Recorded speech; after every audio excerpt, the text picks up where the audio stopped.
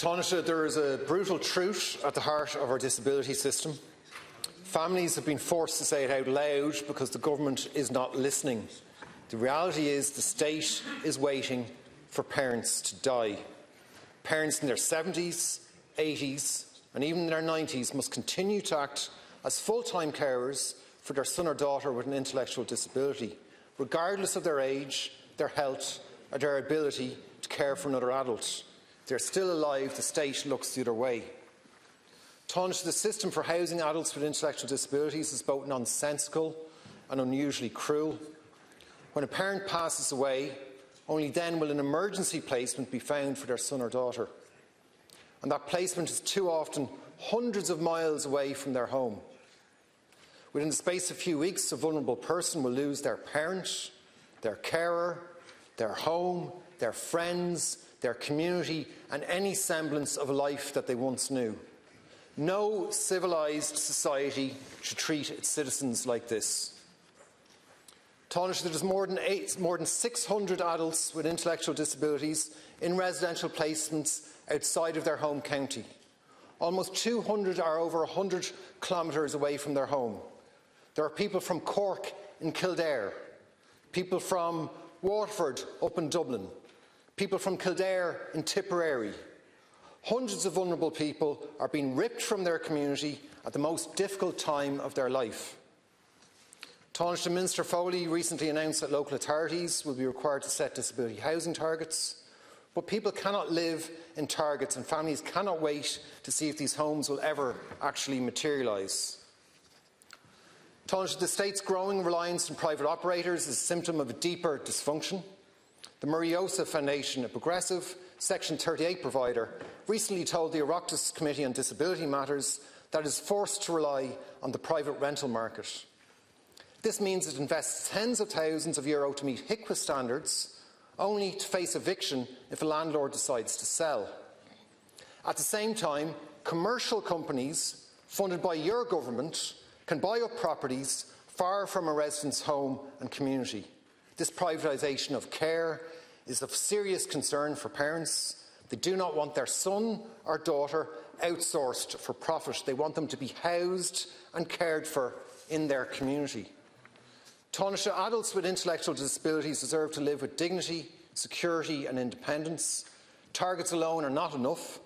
The Before We Die campaign wants a disability housing plan that includes delivery timelines, clear reporting and multi-annual and ring-fenced funding.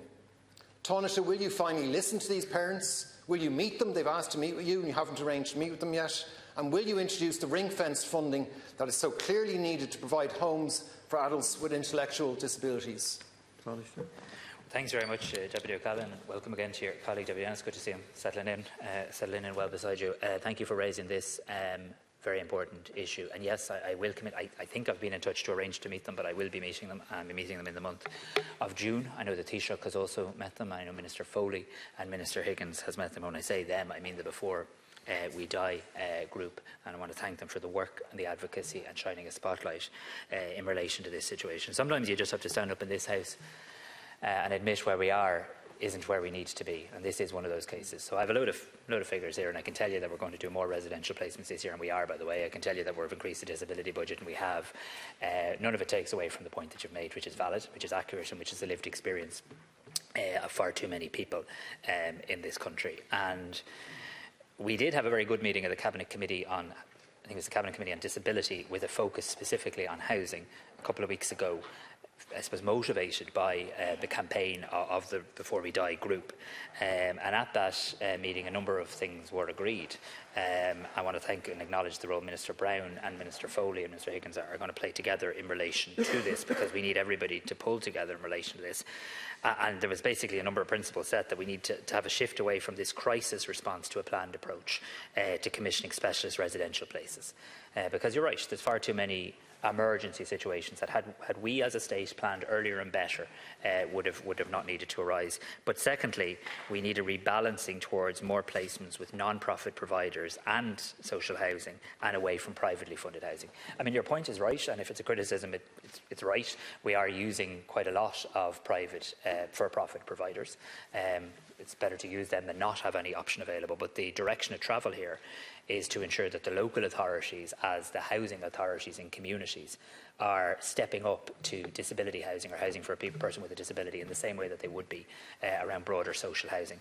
But also I do think we can be doing more and should be doing more in supporting the non-profit providers to build homes. This used to happen in Ireland. I can think of it in my own community where there's a small housing estate of a relatively small number of homes, specialist staff in place, and it works. So the points you're making are valid. We will need a plan. I take the point about targets don't house people, but at the same time we do need to have, I think, targets. You're saying there needs to be a degree of specificity around them in terms of funding and timelines. Fair point. And I'm very happy to, let's concur on whatever the best way to do this, whether it's at an Oireachtas committee, whether it's in this House, to genuinely have a level of debate and discussion around how we get this right, because this group are putting it up to us as a country to do better, and we simply have to. Tánaiste, I welcome that you are being frank about how appalling the situation is, and you're acknowledging that it has to change and it's not acceptable. If the government is serious about not-for-profit providers being able to play a better role here, you must provide ring-fenced, multi-annual funding so they can plan for services. I'll give you one example. St Michael's House, before your party took office, in 2008 it had 5 respite homes. It now has just 1. There's a 6-year waiting list for adults with intellectual disabilities to access respite. So as parents are getting older, getting exhausted, they can't even access respite for their loved one. That's an appalling situation. Are you going to fix that? Are you going to address that? There is no need for this situation to be happening, Tánaiste. The HSE is aware of the needs of the adults with intellectual disabilities for years. They don't need to be waiting for a crisis situation to occur. This could be fixed, needs to be fixed, but for that, targets are one thing. We need clear timelines. We need the ring-fenced multi-annual funding. Will you commit to that? And when are you going to give us information about that? Yeah, look, firstly I'm going to commit to meeting the group in the month of June. I'm very happy to come back and engage further with Deputy O'Callaghan on this after that.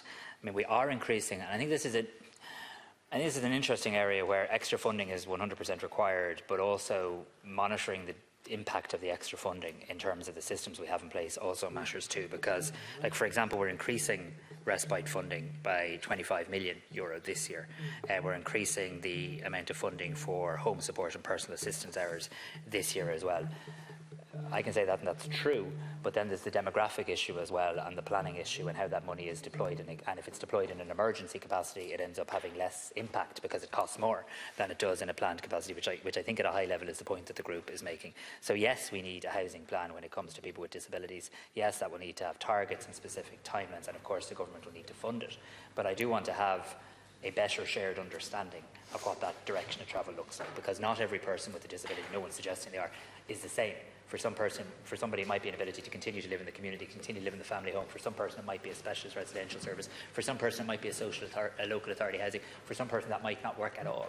So I think to have a plan that tries to address that breadth is also important, and I think we should facilitate detailed engagement in this House on that.